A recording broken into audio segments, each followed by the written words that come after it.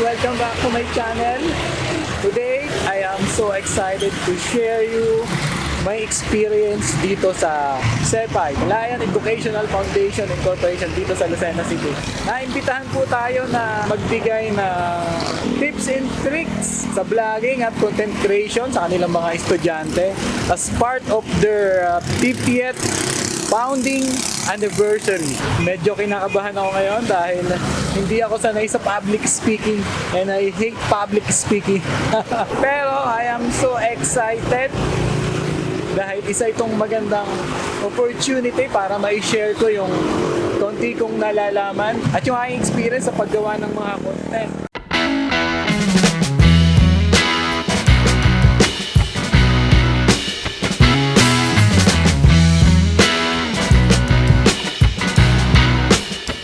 I arrived at CEFI where I was welcomed by the school staff and students.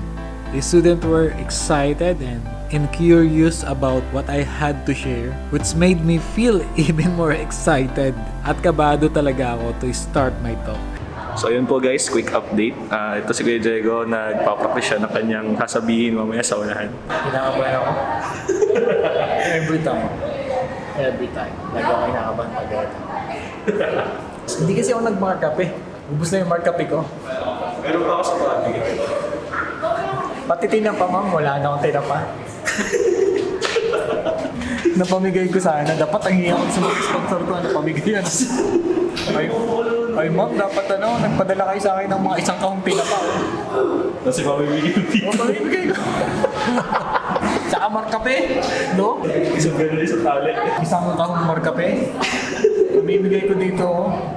He is also considered as an official blogger of SMCT Lucena, President Blogger of the Department of Trade and Industry or DTI, where he promotes Quezon tourism, food, culture, and trade events. He is frequently invited to be a guest blogger for Lucena City Tourism and Quezon Province Tourism events, where he shares his passion for adventure and exploration, and he can talk about valuable insights into technology, photography, and content creation. Ladies and gentlemen, our resource speaker for this morning, Mr. Diego Talnafranga. Please give him a round of applause. Good morning. Good morning, sir.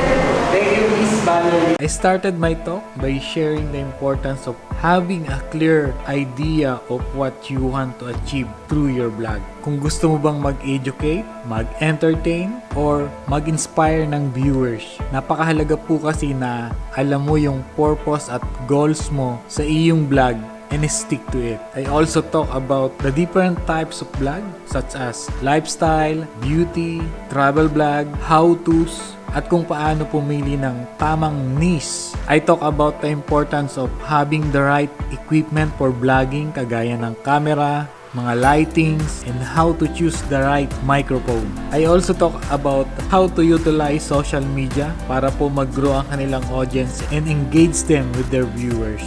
During the talk, I then took some time to break the ice. I held some Q&A sessions and gave away some fun items.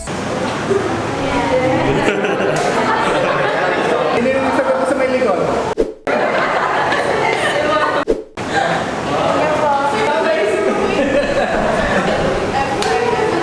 Wow,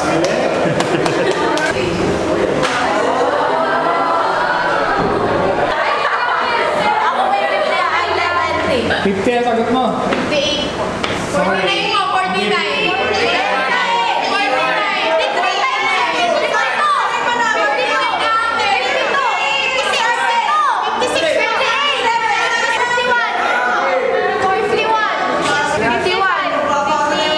Yung una mo sagot. 80. 28. 65 po. Ano ang sagot ng 29? Ako. Sagot ng 29.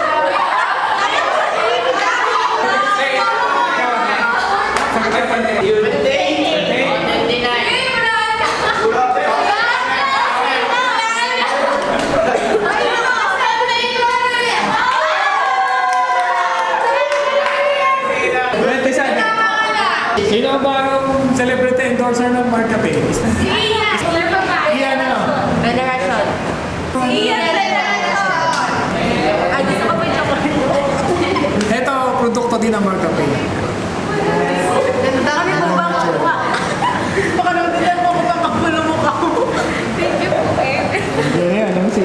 Shinare ko rin sa kanila yung aking personal experiences and tips that have helped me in my own vlogging journey.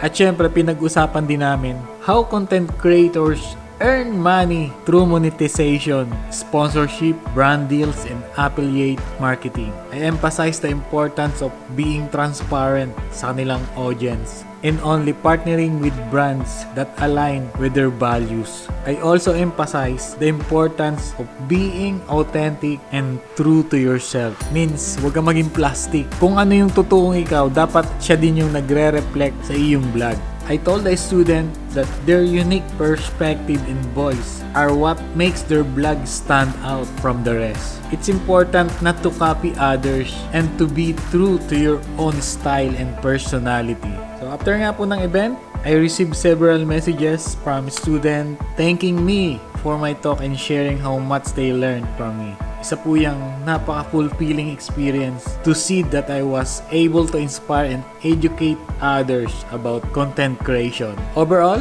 it was such a fulfilling experience para sa akin to be able to share my knowledge and passion for content creation sa mga estudyante. At umaasa ako na it will be helpful to them as they embark on their own creative journeys. Ayun, at I just wanted to say thank you so much to CEFI, Calayan Educational Foundation Incorporation for inviting me to be a resource speaker for your tips and tricks and vlogging session during your 50th founding anniversary celebration. Happy golden anniversary! It was such an awesome experience sharing my knowledge and experience with your student. At sobrang nagpapasalamat ako for the chance to help them learn and grow. So big thanks to Ma'am Ariane, ALC Chairperson, then Amelia Harapa, and Dr. Maria Susan Teresita Calayan, and all the students na naging bahagi po ng session na yun. So you guys are doing such an amazing job for creating fun and exciting learning opportunities for your student. At isa po yung karangalan para sa akin to have been a part of it. Marami pong salamat. Oh, and also a quick shout out to Joshua Gapit for being awesome and coming with me. Thanks dude! Pampalakas ng loob. If you enjoyed this video, please don't forget to like, comment, and subscribe for more content. Thank you for watching and I'll see you on the next one.